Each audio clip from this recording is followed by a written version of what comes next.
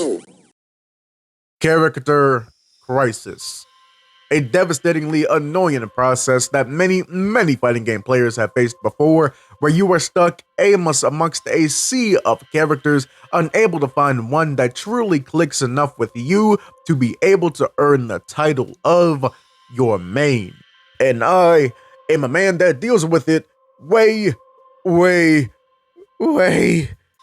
too often. Is it the tism? Probably. But I won't lie, I'm a picky ass bitch. What can I say? I need it to be a perfect fit when I look for the character that I'm gonna play. But the character crisis epidemic has never hit me harder than in the one game I couldn't afford it to hit the most. And that is one of the greatest fighting games of all time, Street Fighter 3 Third Strike. Welcome to the world of the best fighting game. Third Strike is the best. Third Strike is the best fighting game in the world. Fuck you. The epitome of what good arcade game design looks like. It's so fun to watch and it's just as fun to play. Guys, play Third Strike. This game is good for the soul, man. Third Strike is insanely fun, gives hella expression to players, beautiful to look at, has the best fighting game soundtrack of all time, and is filled with my favorite roster of characters that I've ever seen. But the one thing it is not, like most of the best fighting games, is balanced. If you're a person that always plays top tiers, or someone that just happens to like a character that ends up being top tier, your time playing Third Strike is going to be much easier than everyone else's. And I would love for that to be the case for me, but there's just one small problem that's usually the catalyst for my character crisis issues, and that's that I fucking hate playing top tiers. And that's for the sole reason of, I see them too much. I never want to play the characters that I see time and time again while playing against other people. I love Evo Moment 37 as much as the next guy, but I won't lose any sleep if I don't see a Chun-Li versus Kid match in a tournament. So I went digging through all the mid to low tiers, basically everyone except Chun-Li, Ken, Dudley, Makoto, or Yun, to see who was right for me. But sadly, our worst fears came true, and none of them were.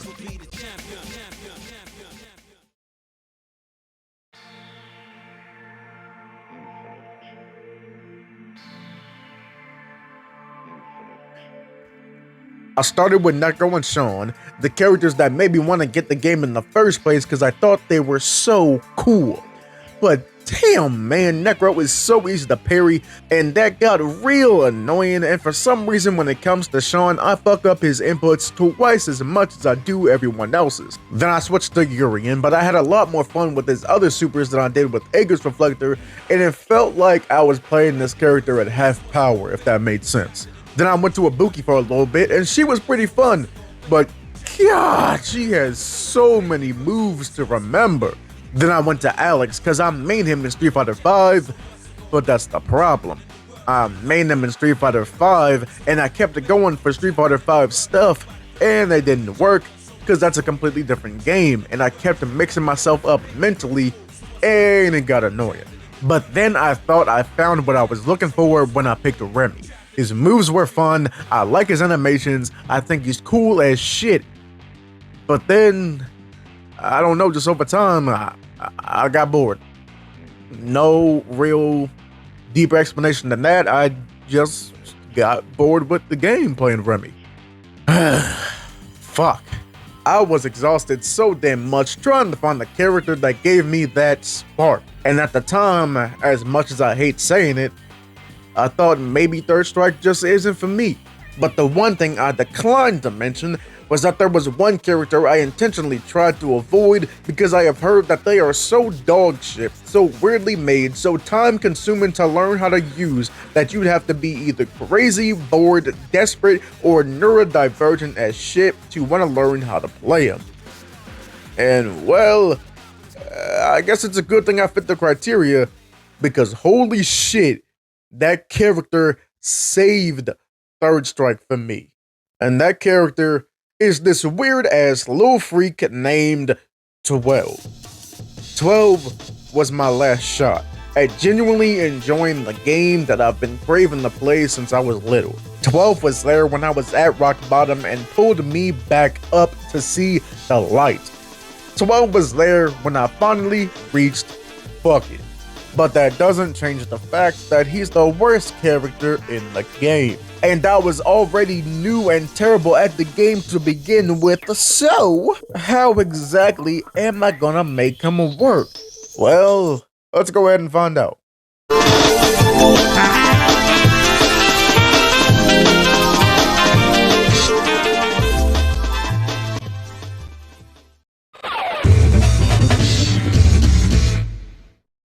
Welcome to 0 and 12, a special episode of Into the Heat of Battle, where a noob-ass dogshit scrub at Third Strike, aka me, tries to take the absolute worst character in the game, quite possibly the worst character in the history of fighting games as a whole, and make him work. With my goal being able to win just one match online. I went ahead and time-coded all the different parts in the video so you can skip around to all the different parts that interest you most. But for now, to start, let's go ahead and figure out who exactly is 12. 12 made his debut in Street Fighter 3 Third Strike and his only appearance in Street Fighter 3 Third Strike. As far as 12's backstory goes, he is the final completed and perfected version of Gills, the final boss of Street Fighter 3 and the leader of the Illuminati, yes, that Illuminati's G Project. The G Project is Street Fighter's Illuminati's versions of the Winter Soldier program and the Red Room mixed together, where they try to create biological weapons out of people. That's why Necro can do all this crazy Mr. Fantastic Monkey D. Luffy shit and electrocute people. It's because he was the original prototype for the G Project. Another Street Fighter character that was a part of the G Project, if you want to call him a Street Fighter character, is 11. Fuck 11. And what makes 12's the perfected version of the G Project is that he is completely made in a lab, 100% designed from the ground up to be the perfect soldier for Gil and the rest of the Illuminati. While Gil was busy overseeing the rest of the Illuminati and being fodder for 50-string combo videos, the ones that handled the day-to-day for the G Project was Dr. Wu, this weird, freaky-ass, disgusting, musty-ass old man who's not a playable character, and Urian, the little brother of Gil and the vice president of the Illuminati and eventual president of the Illuminati. But get this, he only became president because Gil stepped down to become the ultimate secret king god emperor of the Illuminati, the actual real leader of the Illuminati. So, given that happened, and given that Urian is already a short-tempered, egotistical, elitist piece of shit whose superpower is to give himself melanin to begin with, yeah, you can tell he's kind of not the best person, and that he's got a bit of a little brother complex, which makes it a shame that 12 sees this man as a father figure and will do any and everything that he says. But that's not all too surprising, first considering that Urian was a part of his creation, but also 12 doesn't really have a personality of his own. 12, in the most basic of senses, is a mindless foot soldier created solely to serve Urian, G, Dr. Wu, and the whole Illuminati. 12 is just the first of hundreds of different 12s with nothing really special to make him stand out amongst the others. That's what I would say if I was a miserable piece of shit with no whimsy in my life like Urian, because look at 12, he is perfect. Genuinely just a little guy. Mwah! You're my big old smooch. But as far as the lore and everything for Street Fighter goes, he's not really important. I love him to death, don't get me wrong, but like Ryu, Guile, Chun-Li, Alex, Luke, any of the characters that have taken the spotlight in Street Fighter's history, they don't bring up 12 all that often. And by all that often, I mean at all. Like, I'm not saying that Street Fighter's story, world, mythos, impact on fighting game history and culture, and just gaming as a whole wouldn't change if 12 wasn't around, but not too much would change if 12 wasn't around. But you know what? I don't care. 12 is perfect as he is. 12 is simply the icing on top, the thing that makes things better whenever he comes around, but not part of the cape mix itself, if you get what I'm saying. And I don't care about his flaws, downsides, everything that makes him one of the worst characters to ever exist, because I love 12 for 12. He's got a certain charm that cannot be replicated by any other character in Street Fighter. Because if you line up all the characters that are considered somewhat quote-unquote losers in Street Fighter's history, 12 will stand out. Dan is the original loser. He is so bad, he became good.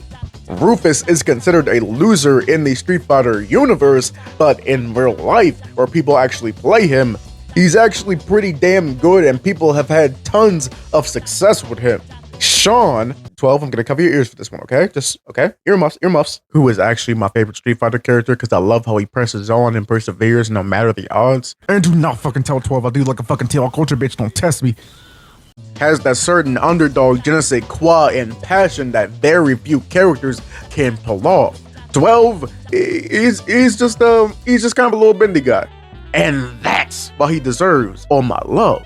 But love for a character can only get you so far, so you have to do the inevitable and see what exactly makes 12 such a shit character.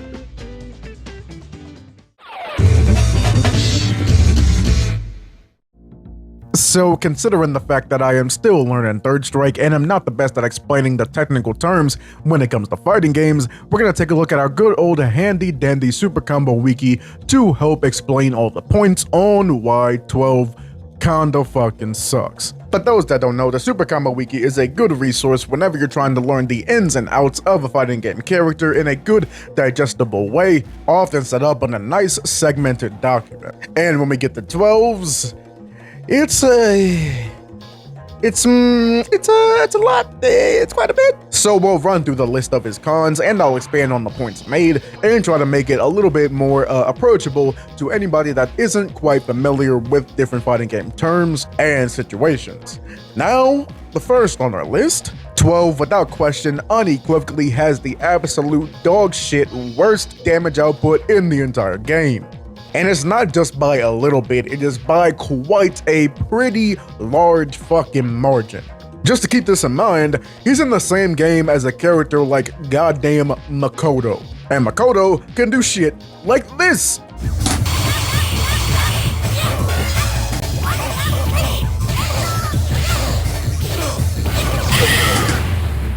And 12 can do this? So, yeah. Alright, next point. 12 has no possibility for conversions unless he is standing right up against the opponent. For those that don't know, as we look into Enfield's fighting game glossary, we see that a conversion means turning a stray hit into a combo. A famous version of this is Chun-Li's crouching medium kick. Quite possibly one of the most dangerous normals to ever exist in any fighting game ever. Because it's safe to throw out, is long-reaching, and has a pretty big window of time to convert into one of the most deadly fighting game supers to ever exist, Chun-Li's Super Art 2, the Hyokusen. It hits several times, comes out super fast, reaches across the entire goddamn screen, does an ungodly amount of damage, easy to build a meter for, and she can stock up 2 of them, so if she fucks up and misses once, okay, just run that shit back and do it again. 12 has nothing of the sort. So 12 has to rely on mix-ups and pokes and running away and coming back and being kinda weird entirely to get his damage in. And like I said before with the previous point, you're not gonna be doing a lot of damage to begin with. You are gonna have to be working hard to make sure that you open up your opponent 3 times as much as they have to do to you, if not more.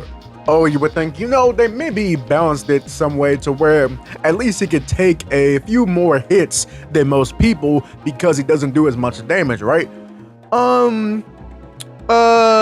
No.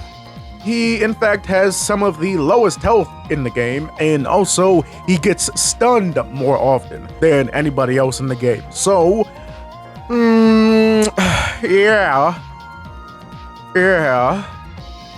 Yeah. Let's go ahead and compare him to another low health character in Third Strike, Akuma, the most famous low health character, a man most famously known for being a glass cannon. Akuma is going to be dishing out a lot more damage and has a lot more ways to dish out damage to make up for the fact that he can't take as much damage as everybody else. So his low health is balanced out. 12, on the other hand, does not have that. He just gets to get his ass whooped a lot easier than the other characters on the roster. That's so awesome. I love it. Okay. No, it's cool. We gotta keep it pushing. Come on. All right. Whew. The next point is gonna require a bit more explanation than the other few, so we're gonna take a look again at Infill's fighting game glossary. Frame data is a complete list of the inner workings of every move in a fighting game. Pretty much everything will be measured with frames, a fighting game's fundamental building block of time. You can learn the startup, active, and recovery frames of each move, what the frame advantage is when the move hits or is blocked, how much damage each move does, and any other special properties the move might have, like hitting overhead or low. The usability of a move and how good a move is usually will come down to how good its frame data is. So when you hear about a move being good, you will usually hear about it being plus blank number of frames on block, or just being referred to as plus on block, or even simpler, just being plus, which means the recovery frames of that animation for the move end quick enough for you to be able to make another move right after, causing your opponent to have to keep blocking, or you'll be able to throw the move out willy-nilly and still be able to block if something else is coming at you. With the inverse of that being minus on block, a risky move being thrown out, but if it's blocked, your opponent will have more than enough time to start beating the shit out of you. For example, let's take a move like your standard light punch. Take Dudley's for example. His is +3 on block. So if the move is thrown out, you're at little risk of a counterattack. That's different from one of his special moves, the machine gun blow. A move that does a good amount of damage and is very good for ending combos, but if it is blocked, the opponent will have enough time to attack Dudley, thus it being minus on block. Now for our boy 12 here, a lot of his moves are minus on block, have long startups, so that means the move takes a while to come out, and on a few minor occasions, some of his moves are minus on hit. There are not many minus on hit moves, but for some reason, 12 has a minus on hit moves. That means that you are punished for hitting your opponent. You are punished for doing good. You are punished for doing the thing the game tells you to do to win the game. You could be wide open walking forward and 12 can hit you for a few moves and still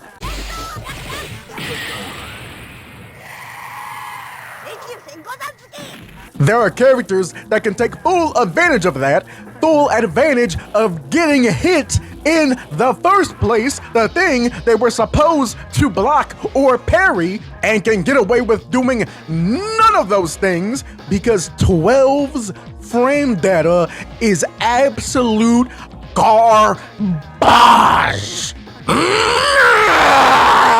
Why?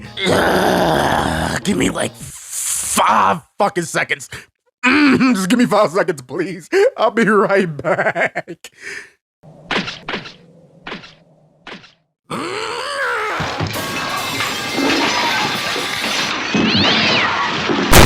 And now, back to the show on Disney Channel. So before I was actually able to play Third Strike, aka meaning I didn't have a fight stick that could work on my laptop, and I didn't have a laptop that could run FightKit at the time, so I didn't really understand what made 12 that bad in the first place. I would only get small tidbits of people just shitting on 12. But as I started watching more analytical Third Strike content rather than stuff that is just matches, one of the videos I came across was Leon Massey's The Bottom Tier. In this video, Leon goes over what it means to be actually bottom tier, and he uses 12 as an example. And that video is when I first saw that 12's moves can be punished on hit. Now, at first I thought the point was just being talked up, just to further drive in why 12 is a bad character. Frame data wise, 12 is my perfect boy, and I love him. So I didn't really think much of it. I thought, that's funny, that character sucks. It wasn't until I actually started playing 12 that I realized, no, 12 does not need talking up for being so bad. He is just that bad. Why? I don't know, bro. Nigga, the fuck am I doing? Why am I doing this to myself? You know what? It's for the love. It's for the love. But to love, we're gonna have to go into a few more points that may not actually have to do with frame data and his moveset and his overall placement in the game in the first place. For one, is the mental stack. You have to go in knowing that every character that you are gonna fight against will have opportunities and chances and the ability to rip you apart piece by piece that you simply do not have. Which is kinda annoying because you're going in there knowing that your opponent can do a lot more while having to risk with a lot less. Next is that this character physically hurts to play. 12's game plan that you need to use to succeed takes a lot more button inputs and just a movement of your hands in the first place. Now the specifics of that game plan is going to have a later segment on its own, but for now know that all those hand movements can really start to weigh down on you. Now I'm an illustrator, character designer, and graphic designer. You want to commission me? You want to commission me? You want to commission me? You want to commission me? You want to commission me? So naturally I'm gonna deal with a lot of hand pain. So as you can guess, playing a character that's really execution heavy isn't gonna help out the most. And now for our last point, he has this alt color, his heavy kick color, which is like normal human skin colored, and it makes him feel, naked? Yes, I know 12 isn't wearing clothes, but like, him being the same color as like a normal human being in the real world makes him feel a lot more naked than being like green or gold. And also because his head reminds me of Ultraman, it also makes me think of like a flesh-colored Ultraman. And it's like, I don't like that at all. Oh yeah, and speaking of colors, I'm sticking with the yellow color right now, but I think as I continue, I want to make it a goal for 12 to just play all of his other colors too, with the yellow kind of being the default, because I hate using the default color and costume in fighting games. But once I am able to actually win one game on Fightcade, I think I'm going to finally graduate to the one color that I want to use, the color that I want to stick with, my personal 12, which is the light kick version, because it kind of matches my color scheme, man. You see? Yeah, so I'm planning on that being sort of a reward for getting this video done and being able to stick with 12 for a while. Will I eventually be able to help myself actually get to use that color? Well, it's all up to being able to actually work with all of 12's flaws, but also making sure I can capitalize on his positives. And what are those positives? Well,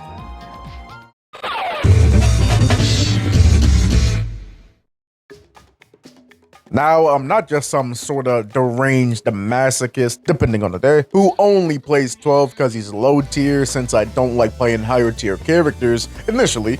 There's a genuine charm and feel to 12 that other characters on the roster simply do not have.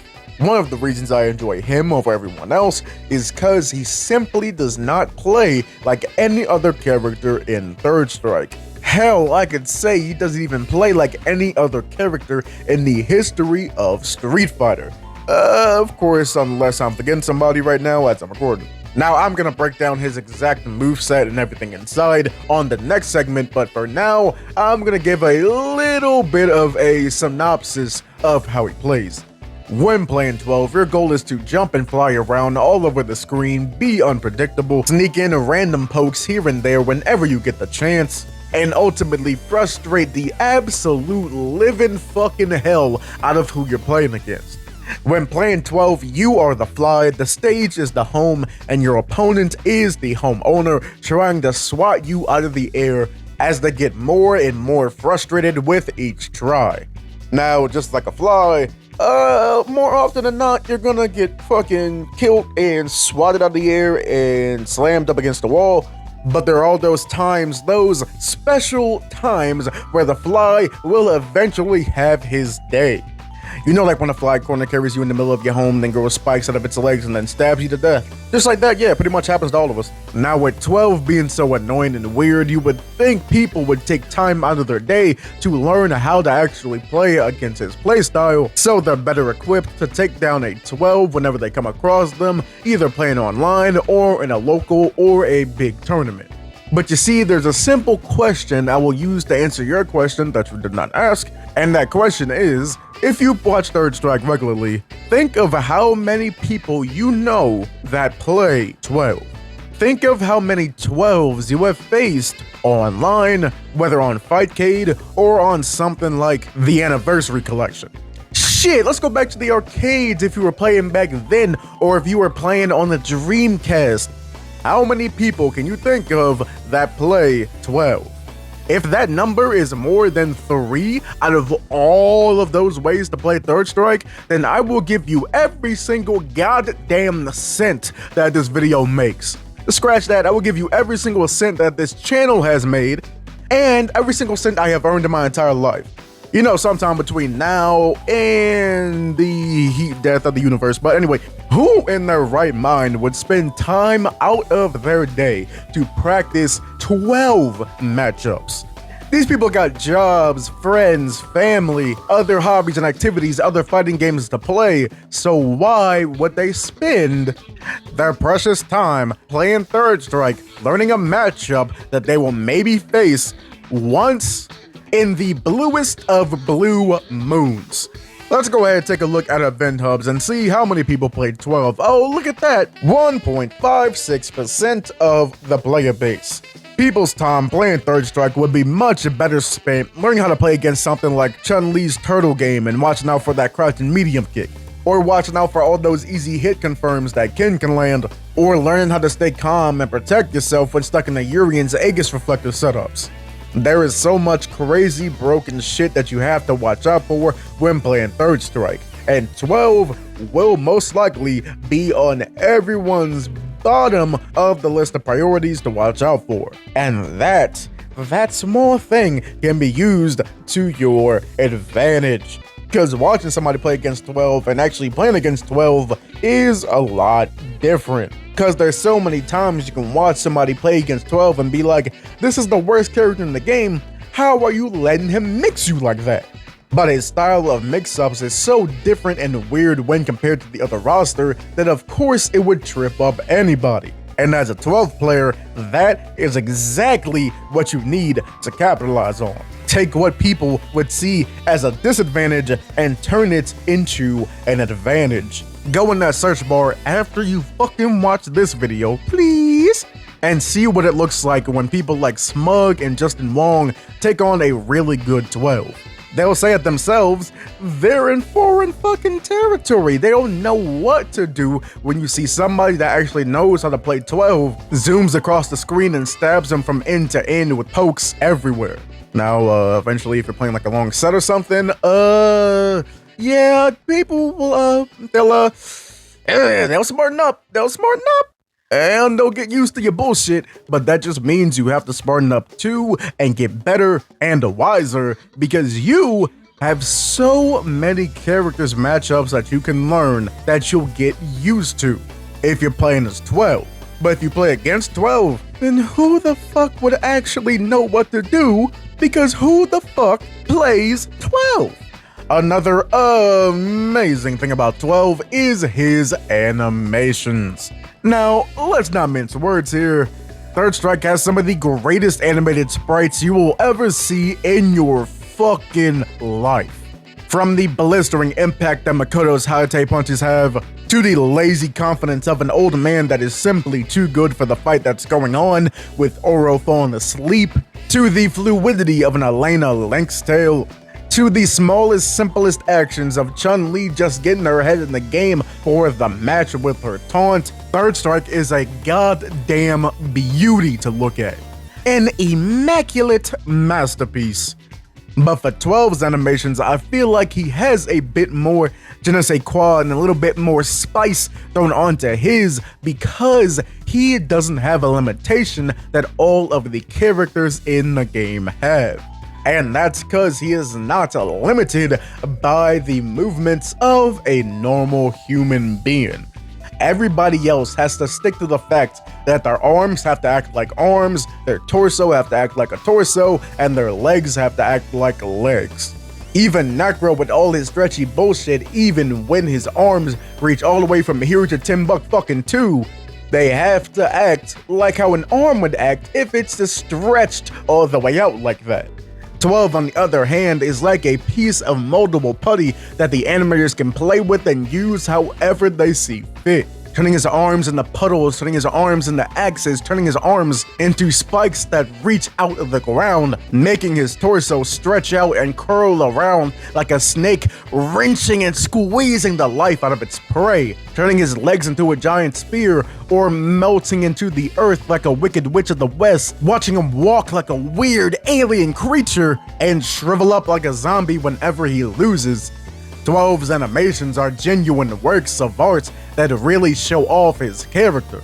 Like, I'm just thinking about this now while I'm recording, but in my mind it feels like he's sort of the grandfather to characters like Double from Skullgirls, a character that isn't bound by the limitations of a normal human body, making them an animator's playground. So much work, dedication, and freedom has gone into all of 12's animations, and I feel like those animations feed in to our last point that I want to cover for his positives, and that is the little guy factor. Cause look at this adorable motherfucker right here. This is nothing but a little guy.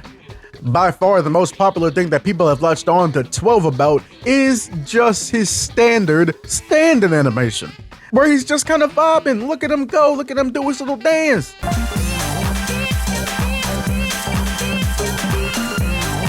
This is a little guy with no thoughts in his head, and I love every second of it. And when you listen to him speak, he sounds adorable too. Listen. He just sounds so happy to be there. Like when he goes, after a win, you just want to pat him on the head and tell him that he did a good job. I mean, come on, baby. The little dude is just trying his best, and that's all I can ask for when I play him. Something that's also fun about him is that he only speaks in binary code. Why? I don't know, but it's cool, and it's different, and I like it. Nigga, it just adds so much more to how endearing he is, on top of the layers that he already has. Whenever I'm getting heated and whenever I'm doing bad, and start to take how I'm doing in the game personally, and start to feel like sucking that third strike makes me an awful person, cause ooh, it's kinda hard to separate yourself from the game that you're playing. Seeing 12 just be 12 helps me ground myself and realize, shit man, it's just a game. Why you have to be mad? But it is indeed a game that I would like to win. And to do that, we're gonna have to take a look at his moveset and see exactly what tools 12 has that will help me succeed.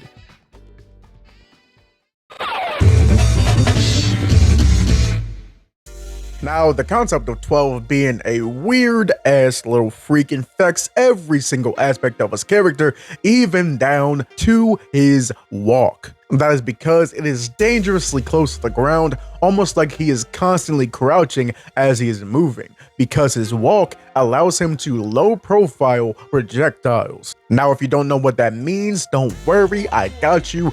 Being low profile means that the hurt box is so close to the ground that moves that usually hit up high cannot touch you.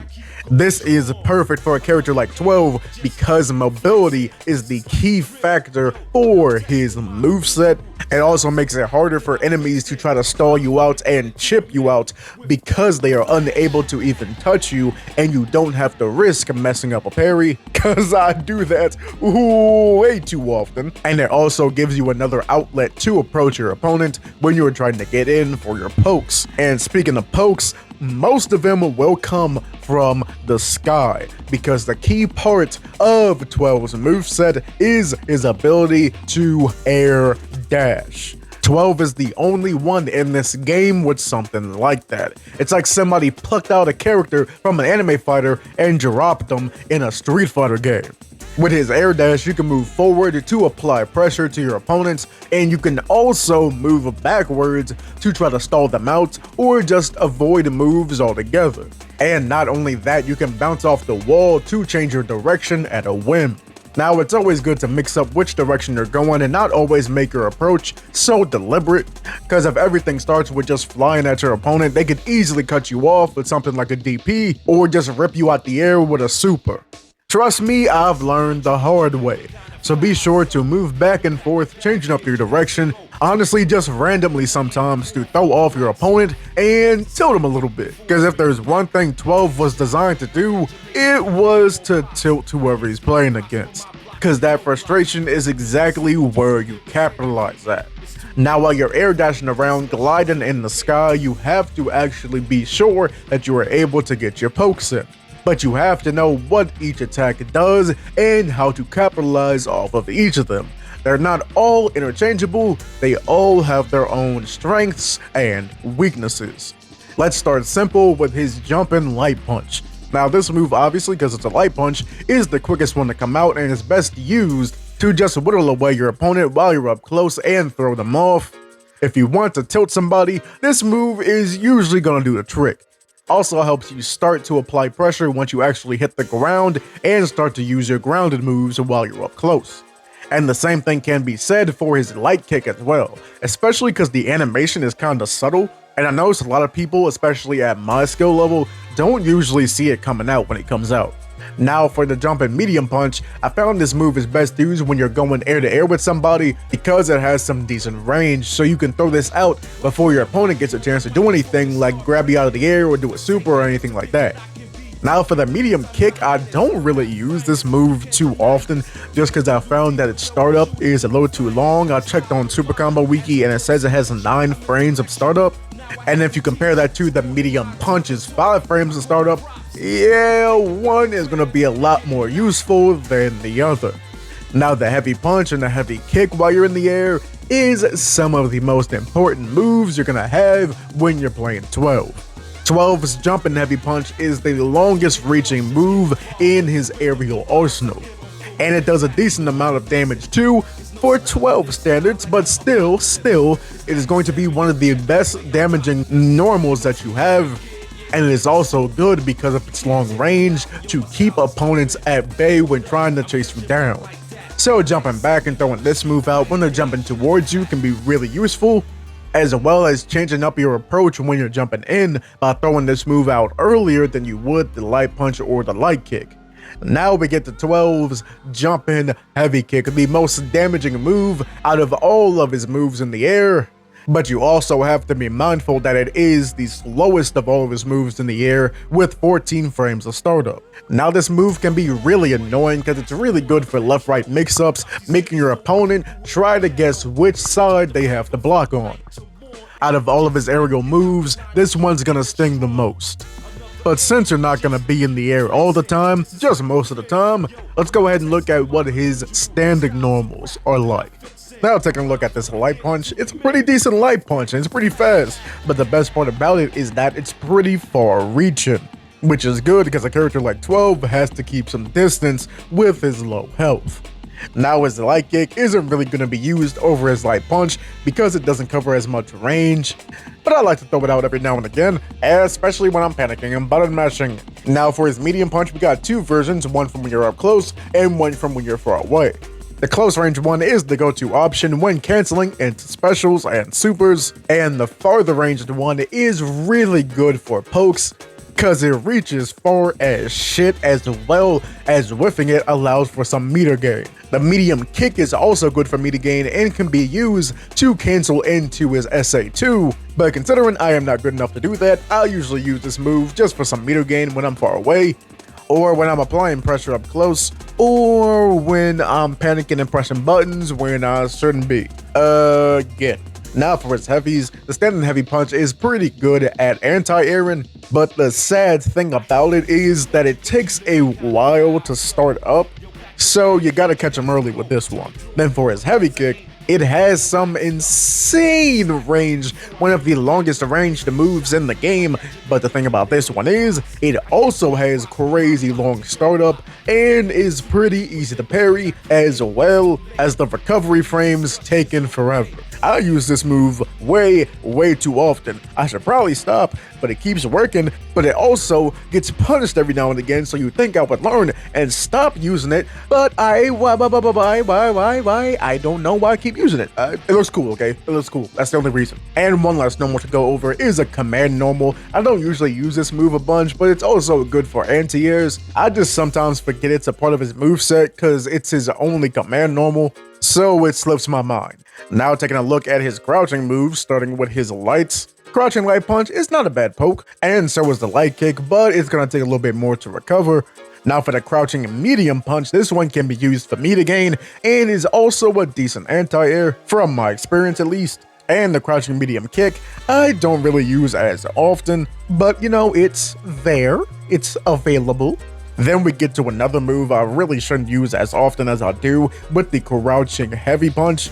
Cause look at him go, he did a little roll, he did a little roll. It also hits a few times, but also it takes a while to recover, so yeah, it isn't really the best move to just be throwing out all willy-nilly. And I can say the exact same thing for his crouching heavy kick, but it does cause a knockdown, so hey, that's a plus. Last thing for his basic normals is his grabs, and his grabs are so useful. Just randomly throwing these in to annoy the hell out of your opponent is such a damn boon. I honestly would not know what to do if I did not have 12's grab. His neutral grab is the one where he coils around the opponent to squeeze the life out of him. His forward grab is the one where 12 wraps his arm around his opponent and spikes him in the ground like a football before they are thrown across the screen. And his back grab does the opposite, where 12 throws them behind him. These two grabs are great for separating you from the opponent and giving yourself some distance. And considering 12 doesn't have the best damaging options, I like to go for the grab a lot more often than I do when playing other characters. But now it's time to take a look at all of 12's specials. Starting off, we have my favorite of his specials, AXE, aka X.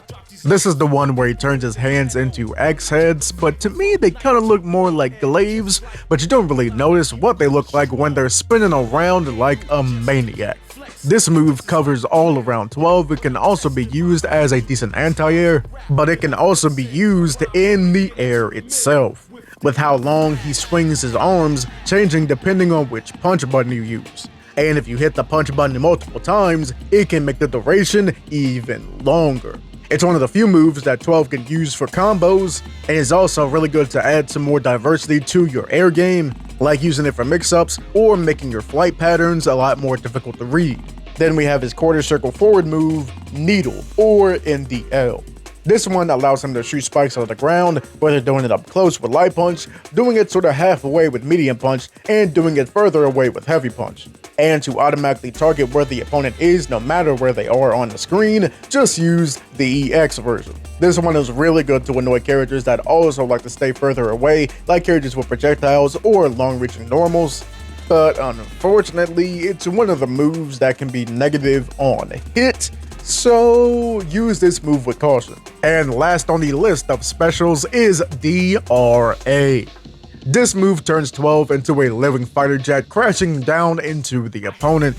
It works similar to Needle, with light going the closest, medium going kinda medium range, and heavy going long range. This is a move I need to learn to use a lot more often. I think I just got kinda weaned out of it because the first few times I tried to hit it when I was learning how to play 12, it would get blocked and it would get severely punished because the recovery takes so damn long.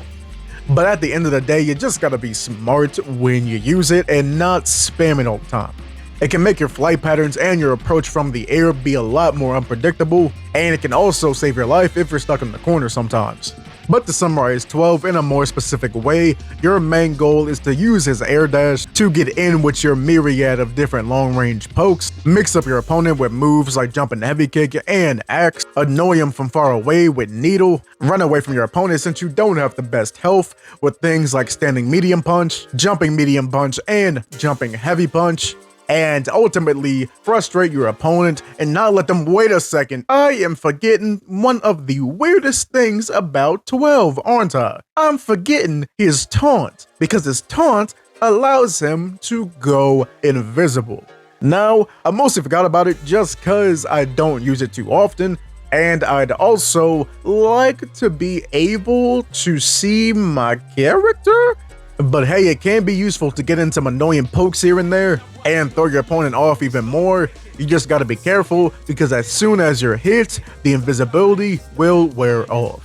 Okay, now I'm pretty sure that covers his normals and specials. Now, let's take a look at his supers and see which one is going to be the best for me going into our match.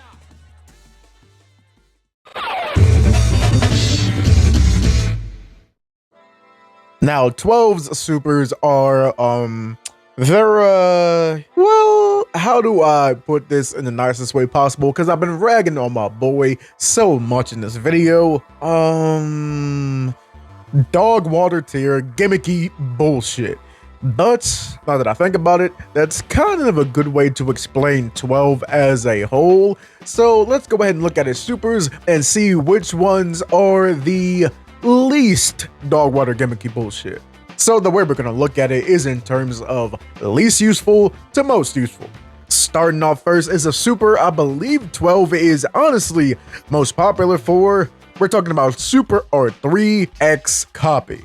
This super essentially turns every single match that 12 is a part of into a mirror match. After a long ass startup, 12 is able to transform into the opponent's character, but with a few perks. While transforming into the other character, you gain an attack and a defense boost. And class, what did we learn are two of the biggest negatives when it comes to 12? That's right, very good job. His attack and his defense. Now that buff may seem enticing, but I'm gonna be honest with you, yeah, that don't mean shit. For one, you have to play a completely different character. Now this may be fun when you're just messing around with your friends, but considering that I have no friends that play Third Strike, and also I'm trying to learn the game and get better at the game, and I'm already kind of making a big mistake by trying to main the worst character in the entire game, I don't think also having to learn every other single character in the game is the best investment of my time. Then the other downside is that you do not have access at all to any meter, because when you use this super, it's in the same category as Yon's Genajin or Yang Saiyinbu, where the super bar is replaced with a timer that lets you know how long your buff is active. And the thing about all the characters in Third Strike is that the meter is what makes a majority of characters so dangerous. If you turn to Chun-Li, get no Super Art 2. Playing as Oro, get no Super Art 2. To bring back up Yun, you get no Genajin, no Aegis Reflector, no Raging Demon, no Shippu Jinrai, no Shinsho Yukin, nothing! And yes, that also means EX moves are off the table too. So yeah, you're playing the character at half power and only getting a Kurama of a buff, so yeah, not really worth it. And we get to the absolute worst reason about this super being so bad. It's cause of what happens when that timer runs out. It takes a whole unbelievable 73, that's right, 70 motherfucking 3 frames for him to turn back into 12. And that's not all. That is not all. You know what happens while he's turning back? You take twice as much damage. So one of the characters with the worst defense and health in the game now has to deal with getting double damage dealt to him. Might as well throw my baby into a goddamn meat grinder. What are we doing here? So I think it's kind of obvious that Super R3 is a no-go. Fittingly enough, his second most useful super is his Super R2 X Flat. Now this one can only be used in the air and is essentially a souped up version of the DRA, where 12 molds his body into a fighter jet and essentially does an airplane's version of Spider-Man's Maximum Spider. Now this super is passable, it does a decent amount of damage, but the thing about 12 is, you can't let him do too much damage now, can you? So of course, he only gets one to stock up, so you're not gonna really get much use out of this one. From my experience at least, I found that the best way to use it is for when opponents are trying to chase you down in the air, and you need a tool to make sure to let them know, yeah, don't fucking do that. But an annoying part about this super is, it's got a pretty annoying hitbox because it's kind of frustratingly slim. So there's gonna be times where you're like, oh, I think I hit him, but really, you didn't, so don't even try. And also, I am not at the skill level to reliably hit it in a combo. I mean, it looks real cool when people are actually able to do it, but I'm not there yet.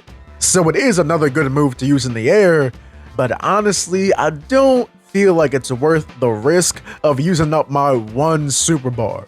Now we get to 12's most useful super, and the super that you'd probably see when looking at different 12s and tournaments, his Super Art 1 X Needle.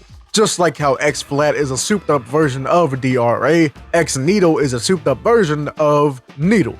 Now if you miss it, the window that the opponent has to lay down their counterattack is pretty big, but that kinda comes with the territory when using the super.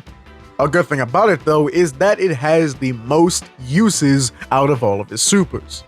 For one, you can combo into it. Yeah, 12 actually has combos. I know it's hard to believe, but it's true. Not the craziest, but you know it's honest work, it's honest work.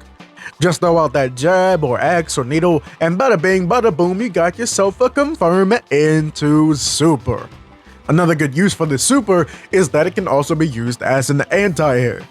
Now you do gotta catch them coming down kinda low and not at the top height of their jump, but still having more options to punish is never a bad thing.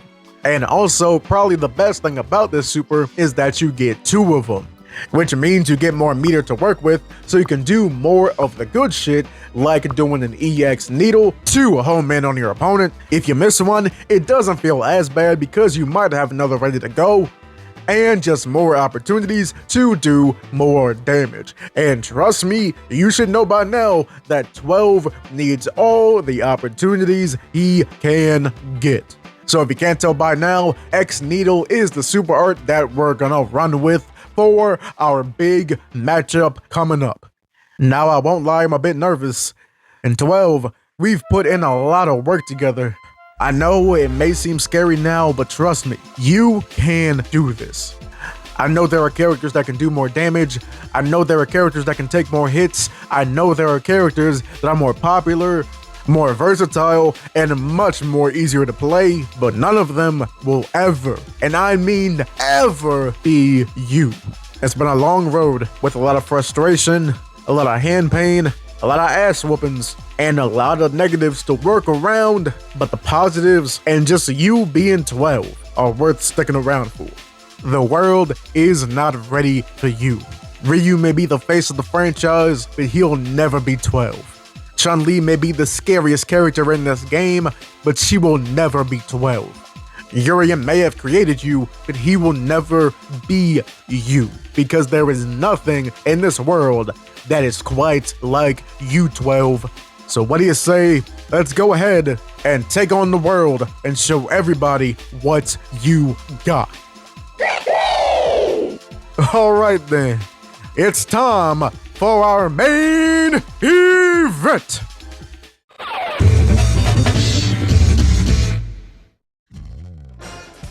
As me and 12 venture into Fightcade, we wait to see who our opponent will be, and we find that it is none other than the most widely used character in Third Strike, a master of Atatsuken Karate, the patriarch of the Master's family, and the holder of the Master's fortune. Dear viewers, today I give you our heated opponent for tonight's main event, Kenneth Fareed Tyrell Masters, or Ken Masters if you want to keep it brief.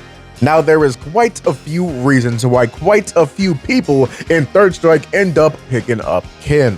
For one, he's probably one of the best all-arounders in this entire game. Now, there are characters in Third Strike that are better than Ken in specific ways, but when it comes to having an answer for everything, and when it comes to really having to hone your skills and fundamentals in Third Strike, Ken will undoubtedly be one of your best bets. He's able to get a good amount of damage without having to use his super meter. He has a lot of great normals he can use for combos, throw out for pokes, and use for easy confirms. His gameplay is easy to understand, so he's easy to pick up, and his Shippu Genrai Super is one of the best supers in the entire game because it is so easy to convert into, and it is so damn versatile, and it can do so much damage. Ken is the reason for the most iconic, treasured, and deified moment in fighting game history with EVA Moment 37, the Daigo parry. But most importantly, Ken is undoubtedly, for all the reasons I gave before, the perfect character to test the will and grit of me and 12. Now enough talk, it's time to enter the heat of battle. Now, as we start out just reading each other, I take a few hits, but that's okay. I'm just trying to see how aggressive this Ken actually plays, and as we, god damn it. Okay, so, you know how I said Ken has an answer for everything? Yeah, so that Shoryuken is, it's a pretty decent answer to anything 12 really does, especially when I fuck up parrying it and eat shit because of it. But that's okay, we just gotta keep moving, I know that DP is gonna be there and it's gonna be annoying, but we have to figure out a way to thrive even if it's there. So we trade there, so that's not too bad, but then we start to see something that's left over from my other times playing Street Fighter, and it's that I inherently like to play defensive and focus on whiff punishing. But that's not exactly how 12 was designed to play like, so it's gonna take a while for me to unlearn that habit. Also, like how I have to unlearn not accidentally fucking up my inputs and wasting a super, and not taking a throw, and not punishing that whiffed super. But hey, I'm still warming up. But as 12's life gets lower, that's the trigger in my brain to actually step it up and get a little aggressive. We get that grab to take control, then starting to pepper him with normals and carry him to the corner, whittling down his defenses until...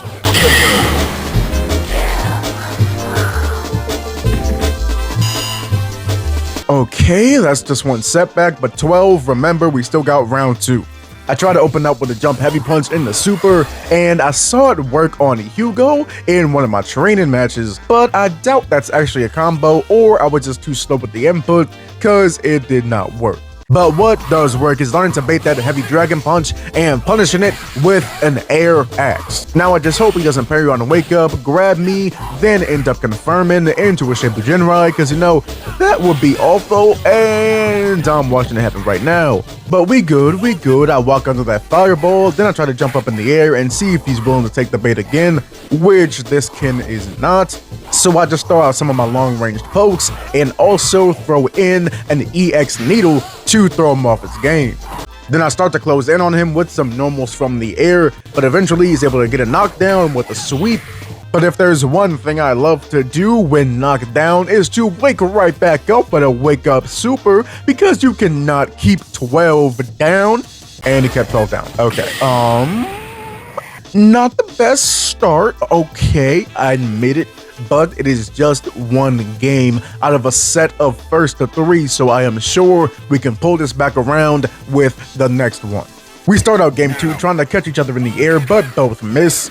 So I start throwing out some haymakers, but once again fall victim to the curse of liking to do a move because it looks cool, because that heavy kick does get punished a few times. And if you check out that health bar and see how quick it whittled down after only a few punishes, you see that we can't really afford that.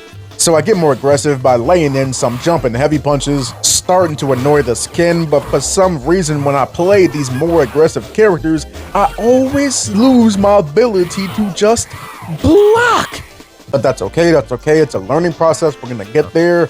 And something else we'll also get is a good meaty hit with a super straight to the goddamn chest. Now we're both at low health here, and I know if I try to approach him, I'm gonna fall into the same trap of my brain that I did last time and not block when I should, because I know damn well that Ken's normals will outdo 12. So what we're gonna do here is a stupid ass plan by baiting Ken into coming at me and making him think that he has the corner, and that 100% pays off because we end this round securing the win with another super.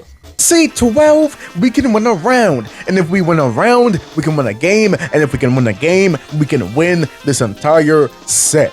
Sadly, round 2 does not start off the best way because we are constantly punished when we try to go in, and a failed axe in the air leads to getting hit with another Shippu Genrai. Damn!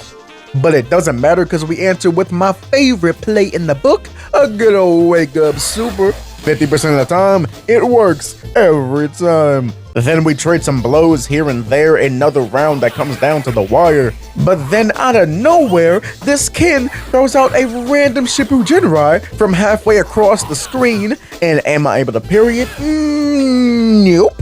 So Ken takes the round here. That's one round to Ken, but still one round to me and 12. So we got one final round to try to clinch this game. And as this round starts, I notice this Ken is playing more aggressive. So I have to make him pay for it. Lighting him up again and again with normals as he tries to close in the distance. And eventually I'm able to catch Ken in a dash with an XNDL, then try to chip him out with another one, block another attempt at a Shippu Genrai, redeeming that last one that Ken used to clinch out the last round, then punishing with a heavy kick.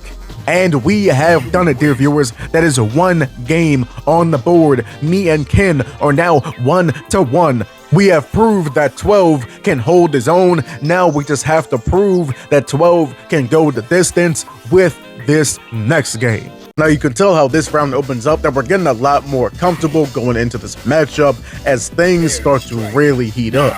Just throwing a bunch of haymakers at each other, with Ken able to cut off me and 12's flight pattern again with another heavy DP. But then we are able to answer back with a grab, throwing Ken across the screen.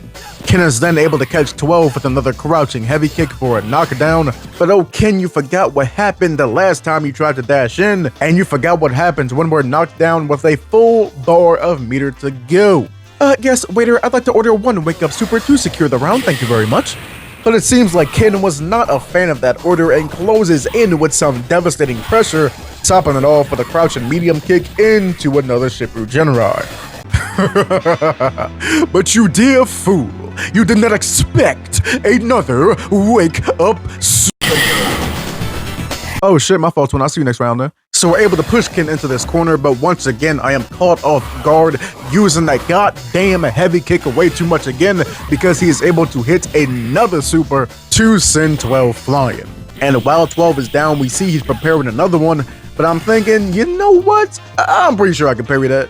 Like, I know all of my parries are always one hit and I've never actually beaten that Sean Parry minigame, but like an entire bar of super being burned isn't really that crazy. I mean, like, it was it just one super? I could do that. I could do that. What's the worst that could happen? Well, the worst that could happen is it cost me the entire game. I gotta shape up. I gotta do better. I got to realize that this is not just me who I'm playing for. I'm playing for the honor and love of my low-tier trash-ass King 12. So it's time to take the kitty gloves off. It's time to stand here right now, 2 toes down, and to make sure that I remember that 12 has been by my side this entire journey. Gotta be on my Ori Sancho plus Ultra type shit and let these people know that 12 is not an afterthought. 12 is my Street Fighter 3 Third Strike salvation. This next game will be ours. We're cut off again by that heavy dragon punch, but we are able to make Ken pay by throwing out some fireballs with some EX needle. But damn, that heavy Shoryuken hits us again and again. But no, this will not be it. We are able to get some nice pokes in, even though we mess up an input and accidentally shoot out the super again. Though that's not a problem because we're able to fly right over another Shippu Jinrai and pelt Ken with back-to-back jumping heavy punches to secure the round. Starting next round, Ken is able to pepper us a bit, but we are able to mix him up with a side switch into a grab. We go blow for blow, trading normals for a while, but thankfully we are able to block that incoming super and answer with one of our own. More attacks are exchanged as Ken knows that he could take this round with another super, but 12 is ready. Blocking it and seeing Ken has only got a crumb of health left, we throw out that EXX, treating that punch button like a 7-page Muda and absolutely pummeling it, making that attack go on and on and on as we are able to chip out for our second win. That's it. We are neck and neck, 2-2, just one win away from glory. We have not come this far to only come this far. This match is not just for me. This match is not just for 12. This match is for any and everybody that plays characters that are not considered top tier. Fighting games are meant to be enjoyed however you want. And if the character that you enjoy the most and the character that brings you the most joy isn't considered to be at the peak of your game's tier list, who gives a fuck? Play your fighting game how you wanna, because nobody will play it for you. Now 12, let's take this game home, win our trophy that is the light kick color as our go-to color, and break through Pandora to reach Nirvana and claim this victory. As we jump in, we see that Ken is not playing around either as he parries our heavy kick and answers with a heavy punch of his own. We trade a few exchanges as I try to fly in and break his guard, but we are able to punish some of Ken's normals with a flying heavy punch, a crouching heavy punch, and an axe. I try to open up but make a stupid mistake by trying to throw in a super, but luckily we're able to keep our defense and not be instantly destroyed. We're able to win an air-to-air and then block a surprise heavy DP and answer with a heavy punch. Then we're able to low profile a fireball, but what I wasn't ready for as I flew in was an EX Hadouken straight to 12's face, leaving him laid out on the ground. And oh god, I see, he's charging up another one. He is ready because he knows I am not able to parry that EX Hadouken. I have to make a decision fast because I know if I don't, all of this will be for naught. This entire hour-long video would have been pointless. This is it. This is the moment that will set the pace for the final stretch. I'm on the ground.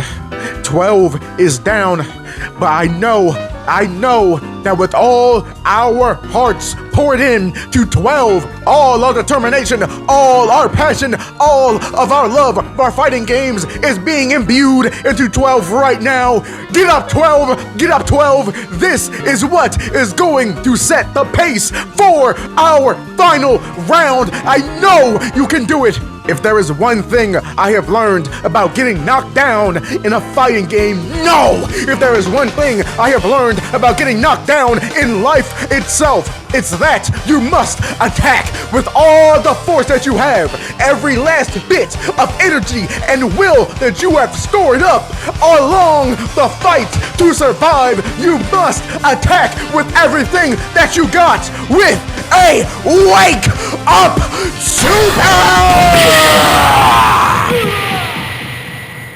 Yes!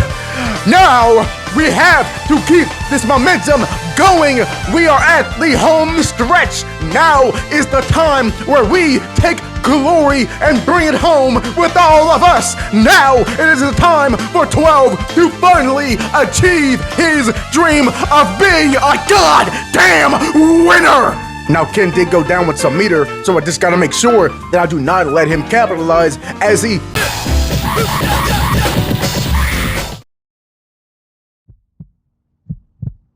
Did you really think that was enough to stop 12? Not motherfucking likely! Grab now! The corner is ours. We are effectively cutting the screen in half. Yeah, you applying that pressure, but trust me, 12 does not break. Suffocate him. Do not give him a chance to breathe. Again and again and again. Poke after poke after poke. Let's go, baby! But wait, no! God damn it! The heavy DP. But what did we learn? Bitches, bros, are non-binary hoes? That's a motherfucking right. We attack life like a wake up super! You win. Yes! 12 has done it! We have done it! We have finally been able to cement our place as a true 12 player. It takes the dedication, it takes the time, it takes the passion, it takes the commitment, but I know, trust me, that it is worth every single goddamn second. The world tries to tell you that your character is shit. Tell them, nah, they don't know what it takes to be a true fighting game player and attack life like a wake up super. When you feel underappreciated and undermotivated, just know that 12 is in your corner, letting you know that you have to attack life like a wake up super. Wake it up and hitting that super is how you live when you live to win. No, not when you live to win. When you live to fucking live. No matter what character you play, no matter what game you play, no matter what you do in life, no matter what you are goddamn amazing because you sat here with me and tried to see if I could actually do this. And I thank you and I appreciate you for loving 12 along with me because 12 is inside all of us. 12 is inside the actual beating heart of the planet and the earth and everything that surrounds it. 12 is here forever. I thank you, I love you, and have a goddamn good day, ladies and gentlemen. I'm Vinny Breezy. I was here and I did the best I motherfucking can.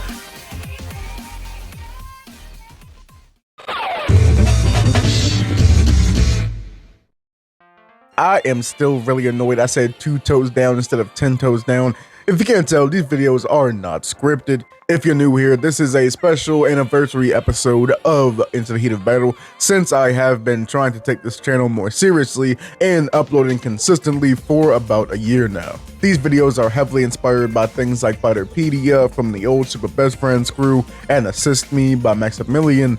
And if you can't tell by all that fucking yelling and shit at the end, yeah, I was feeling very boss ragey, if that makes sense if you watch those. Yeah, I was just kind of doing what felt right in the moment. But if you enjoy stuff like that, if you enjoyed this video, please go ahead, like, subscribe, hit that bell button, and tell a friend, and share the video with anybody and everybody you know that likes fighting games, because this really helps. If you do, thank you, I appreciate you.